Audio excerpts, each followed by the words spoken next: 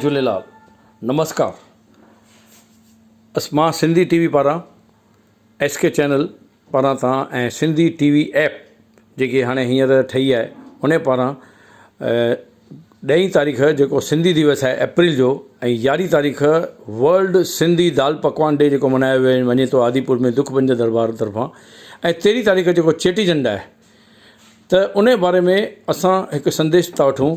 Mister Mahesh Ahuja सौदागर जेका सिंधी समाज जा वडील आहिनि हू तव्हांखे सभु ॿुधाईंदा हुआ।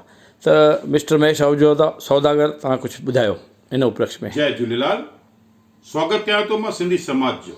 मां तव्हां सां गॾु लोक जनशक्ति वाइस प्रेसिडेंट ते हींअर नियुक्त आहियां। राष्ट्रीय सिंधी समाज उन में कुझु पद मूंखे मिली रहियो आहे ऐं मां तव्हांखे हींअर सिंधी समाज जे बाबति में अॼु हींअर आदिपुर जे अंदरि हिकिड़ो 11 तारीख़ दाल पकवान डे करे असां मल्हाए रहिया आहियूं। मुंहिंजा भाउर, मुंहिंजूं नियाणियूं, मुंहिंजा भाउर कुझु नंढो प्रोग्राम असां आयोजन कंदासीं। कोरोना खे मद्देनज़र रखते हुए असां इहो नंढो फंक्शन 200 माण्हुनि जे आसपास करे रहिया आहियूं। तव्हांजो असां स्वागत था कयूं ऐं 2 तारीख़ असांजो सिंधी डे आहे।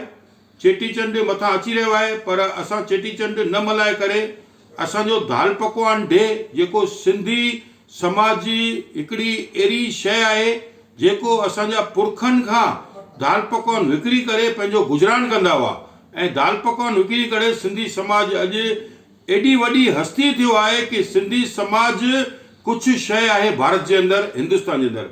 मां स्वागत कयां थो तव्हांजो। अचो असां सां गॾु जुड़ो ऐं असांखे जेको दाल पकवान डे आहे उहो मल्हायो। जय झूलेलाल, जय झूलेलाल, जय Jhulelal. Thank you mister Mahesh Ahuja, तव्हां ॾाढो सुठो संदेश ॾिनो। सिंधी टीवी SK चैनल तरफ़ां तव्हांजो स्वागत आहे। Thank U.